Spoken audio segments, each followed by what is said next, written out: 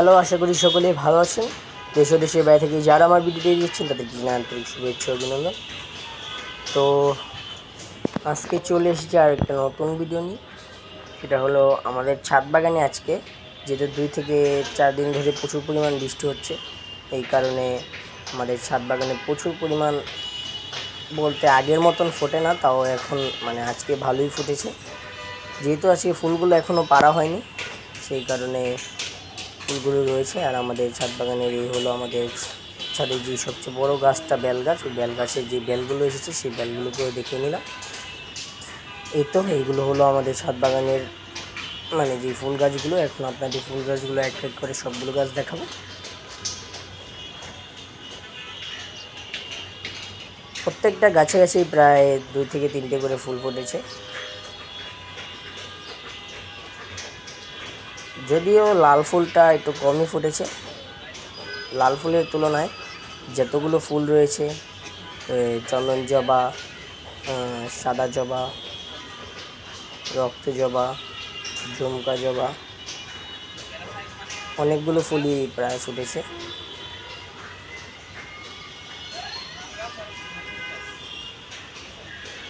সাদা জবা গাছটায় অনেকগুলো সাদা জবা ফুল ফুটেছে এবং চন্দন জবা গাছে চন্দন জবা অনেকগুলো ফুল ফুটেছে। এই দুইটা মানে জাতের ফুল সবচেয়ে বেশি ফুটেছে আজকে ছাদ বাগানে। আর এইদিকে আমাদের যে পেয়ারা গাছটা রয়েছে, সেই পেয়ারা গাছটার বলতে গেলে বেহাল অবস্থা।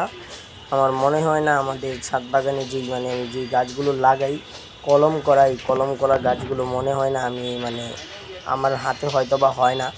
আর আমাদের এইদিকে যে আম গাছটা রয়েছিল সেই আম গাছটার পুরোই খারাপ অবস্থা। আম গাছটা আপনাদের আগের অনেক ভিডিওতে দেখিয়েছি পেয়ারা গাছ দেখানোর সময়, যে আম গাছটা মরা ভাব, এখন পুরো মরে গিয়েছে।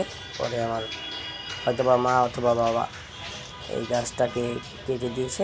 এই গাছটা উঠিয়ে আরেকটা নতুন কোনো গাছ লাগাবো, দেখি সামনে একটা আম গাছই লাগাবো, চেষ্টা করবো আম গাছ লাগানোর। আর এইদিকে পেয়ারা গাছটার যে পেয়ারাগুলো রয়েছে সেই পেয়ারাগুলোর পুরো খারাপ অবস্থা। এই পেয়ারাটা আমি আস্তে হালকা করে দিয়েছি, এই পেয়ারাটা পড়ে না থাক, সমস্যা নেই।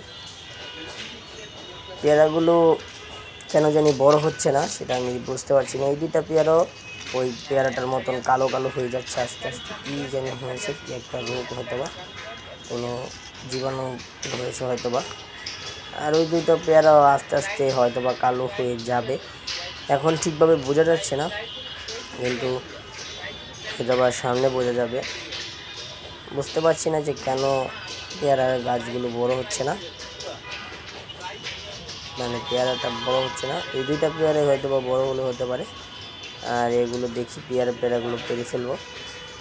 আর এটা হলো থানকুনি গাছ, থানকুনি পাতা, যেটা শরীরের হজম শক্তি বৃদ্ধিতে খুবই কার্যকর। আর তার পাশে ছিল লেবু গাছ।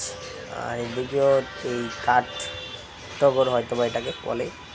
এই গাছটার ভিতরেও প্রায় অনেকগুলো ফুল ফুটেছে, 5-7টার মতন। আর অপরাজিতা গাছে আজকে ফুল ফোটে। আর এদিকে নাকচাপা গাছটা, এই গাছটার ভিতরে অনেকগুলো ড্যাম আসছে, মানে অনেকগুলো ডাল বেরোচ্ছে আস্তে আস্তে। আর এইদিকে যেই গাছের যেই নিচে যেই শ্যাওলাগুলো ছিল সবুজ, এগুলোকে একটা টবে আসছে। খুব শীঘ্রই একটা ভিডিওর মাধ্যমে আপনাদের দেখাবো কীভাবে মানে গ্রাফটিংটা করি বট গাছের একটা সুন্দর গ্রাফটিং করে একটা সুন্দর টবের ভিতরে লাগাবো।